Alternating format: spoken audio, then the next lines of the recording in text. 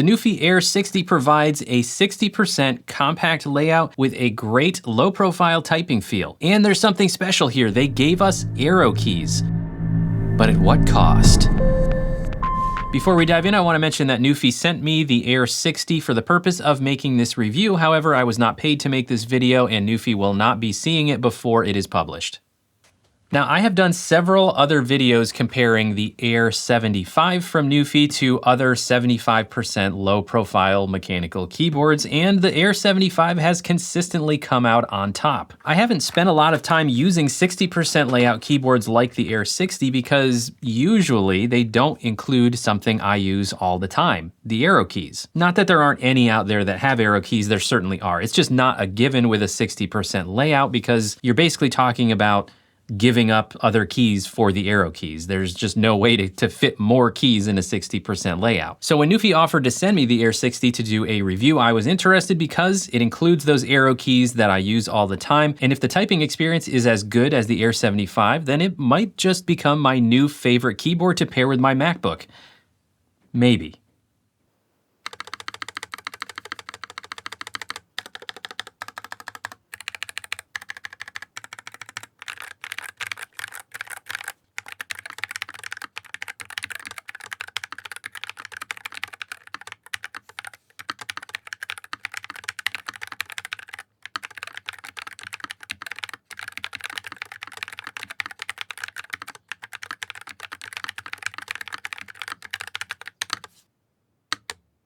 Let's walk through the specs and the hardware features, and then we'll talk pros and cons.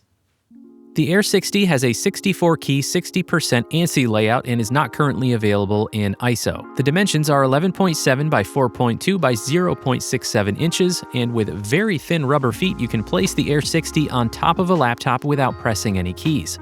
Construction is aluminum for the top frame and ABS plastic for the bottom. The detachable feet provide one additional typing position. Connectivity includes 3 Bluetooth 5.0 connections, a 2.4 GHz wireless receiver, and there's also a wired USB-C connection. The wired connection is on the left side of the keyboard rather than the back corner like the Air 75 and Air 96. There is an OS switch for Mac and Windows to switch between key layouts.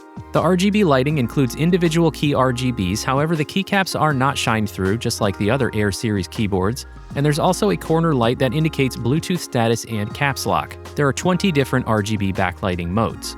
The battery is 2500 mAh and expected battery life is 48 hours with the backlighting on, and I've had no trouble using it for several days with the backlighting off without charging it. The keycaps are PBT and switch options include Gateron Low Profile 2.0 red, brown, and blue. Newfie also has 3 Gateron collaboration low-profile switches you can buy separately, and that would be the Aloe and the Daisy, which are both linear, and the Wisteria, which is tactile. And if you want to try swapping out any of the Newfie switches, just be aware the Aloe linear switches have a very light feeling, especially compared to traditional red switches, and the Daisy linears should be somewhere in between. Customizing can be done with Newfie Console, which is only available for Windows, and the Air series is not QMK or VIA compatible. The price of the Air 60 is $99.95 US, and if you're shipping to the US, the standard shipping charge is $15. All right, so pros and cons of the Air 60. Let's hit the pros first, and then we will talk cons.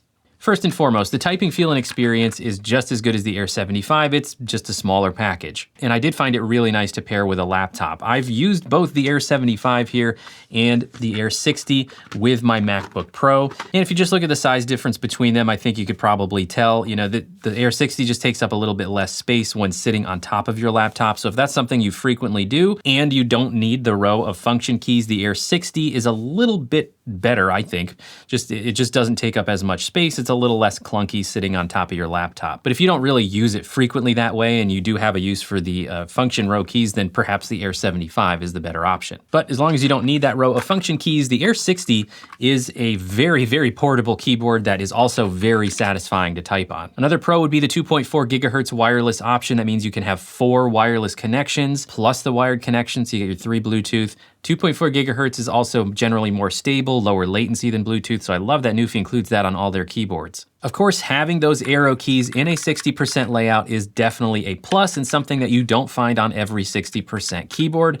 However, it does come at a cost, which we'll talk about in just a second. Lastly, I think what you're getting is very fair for the price. I don't think it's overpriced, nor do I think it's a super bargain. It really feels like something that would cost about $100. The construction is nice, the keycaps are nice, the typing feel and experience is great for a low profile keyboard. To me, it feels like it should for a price of about $100. Also, keep in mind, I have a coupon code. If you are buying the Air 60 directly from Newfie on their website, you can use coupon code SEMIPRO to get 10% off. All right, let's talk about the cons now. If you've seen my other Newfie keyboard review and comparison videos, then you probably heard me say the biggest con with Newfie keyboards is Newfie Console, because they're not QMK-VIA compatible. If you want to do customizing and key remapping that's not third-party software, you need to use Newfie Console, which is only available on Windows, not available on Mac currently, and it's also pretty clunky to use. However, if that doesn't matter to you so much, then perhaps the biggest con with the Air 60 would be the Shift key. Now, this is the trade-off I mentioned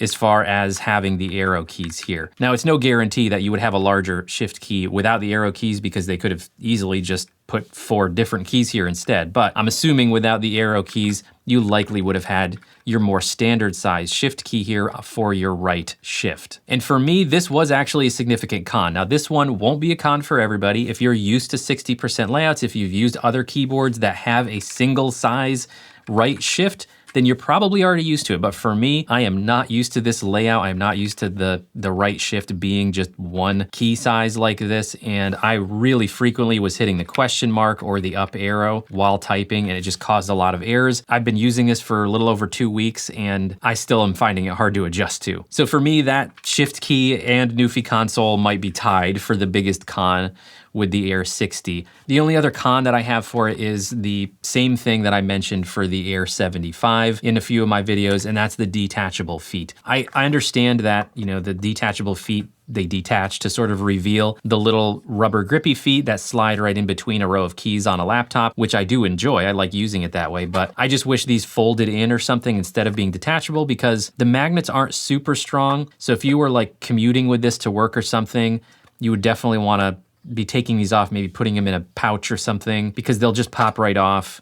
You'll probably lose one. I'm one of those people. I lose things like this, so I would rather that they were just permanently attached somehow. But overall, if those cons are not deal breakers for you, I really do think the Air 60 is a great option for a 60% low profile mechanical keyboard. Very nice typing feel and experience, and what you're getting for the price I think is a good value. However, if you do really need that row of function keys, then of course the Air 75 is likely gonna be a better option for you. Pretty much same everything, just the 75% layout with more keys. Otherwise, you're looking at the exact same performance, similar battery life, everything is gonna be pretty much the same. Where you will find a couple of differences is with the Air 96. Now, if you're looking at a 60%, chances are you're not also at the same time looking at a 96%, which has a number pad and is much, much larger. But if by chance you are also looking at the Air 96, you will find a couple of minor differences there. I have a review video going through all of the specs of the Air 96. They made a couple of upgrades. That's the most recent one that they released. For example, the feet on the Air 96 are fold-out feet that with 2 positions, they're not detachable. The keycaps are a slightly different material. They sound just a little bit deeper than the Air 75 and Air 96, though they kind of look the same. And the Air 96 is also available in the Ionic White colorway. It's not just a one color option. So be sure to check out my review video of the Air 96 if you're interested in that layout. And that'll do it for my review of the Air 60. I hope you found it helpful. Let me know in the comments if it wasn't, if you have any questions about the Air 60. And let me know if you have one and how you're liking it. Do me a favor and hit that thumbs up button if you did find the video helpful. And don't forget to subscribe to the Semi-Pro Tech and Gear channel. Thanks, everybody. See you next time. But at what cost? But at what cost? But at what cost? No, that's weird. But at what cost? But at what cost? But at what cost? I think I got it in one of the first ones, because now it means nothing to me. All right.